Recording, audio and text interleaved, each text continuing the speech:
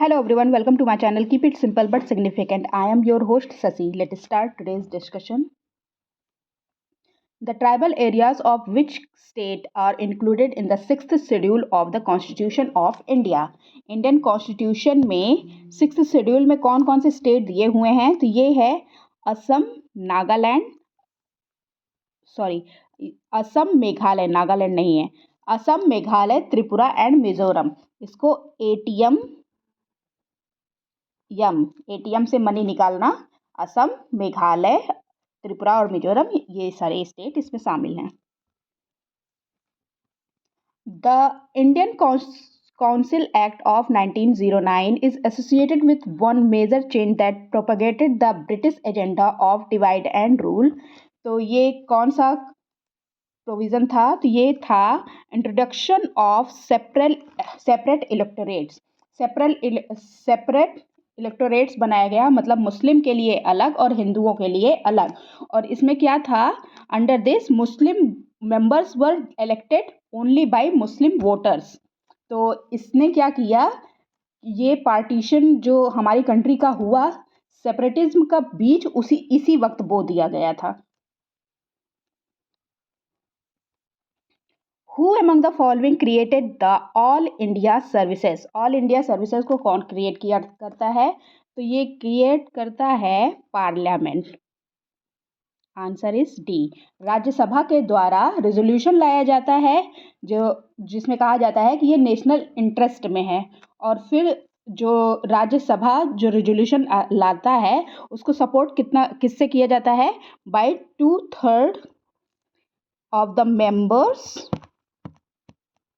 Present and voting, तब ये pass होता है। Okay.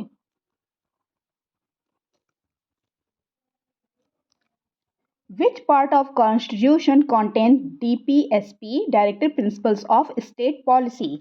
Directive principles of state policy कौन से आर्टिकल में है? ये आर्टिकल 36 to 51 DPSP है।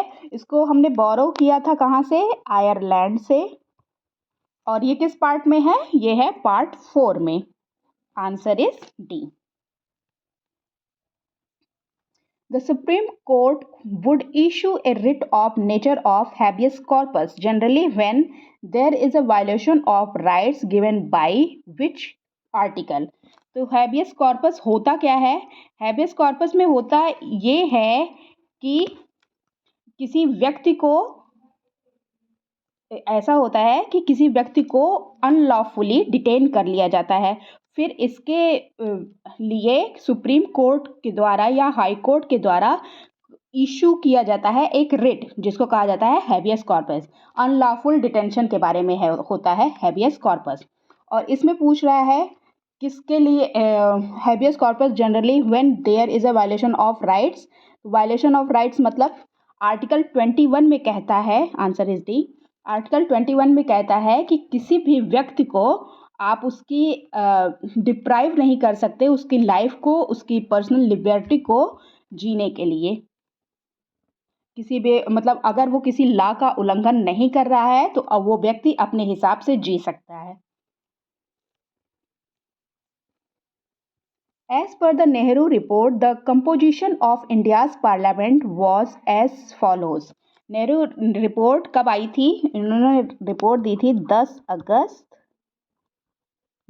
अगस्त का 1928 में, और इसमें इन्होंने शामिल किया था crown, senate, house of representative. Answer is D. Which of the following presidents of India headed the Indian Society of Labour Economics founded in 1957? 1957 में Indian society of labour economics जो फाउंड किया गया उसको उसके प्रेसिडेंट कौन थे? VV Giri थे। Answer is B. और वीवी गिरी एक्स प्रेसिडेंट रह चुके थे। Which of the following article says that executive power of the state is vested in the governor?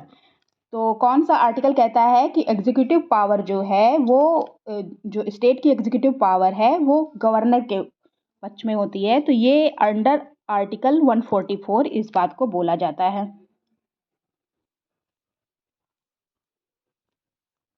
In which year national commission for minority was established?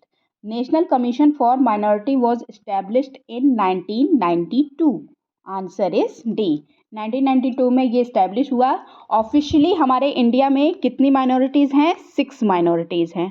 कौन कौन सी? Muslims, Christian and Sikhs, Buddhist, ये हो गए 4। और कौन से हैं? पारसी और जैन्स। ये 6 माइनॉरिटीज़ हैं। 1 2 3 4 5 6 माइनॉरिटीज़ हैं।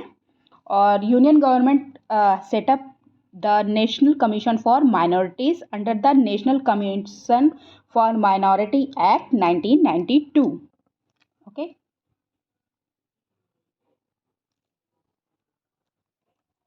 Which among the following was the strength of Lok Sabha after India's first general election? Lok Sabha की स्ट्रेंथ क्या थी इंडिया के फर्स्ट जनरल इलेक्शन के बाद? तो ये थी 489। Answer is C. At that time maximum strength of Lok Sabha was 500 members and elected members were 489. That's all for today. If you like my video, please do like, comment, share and subscribe. Thank you.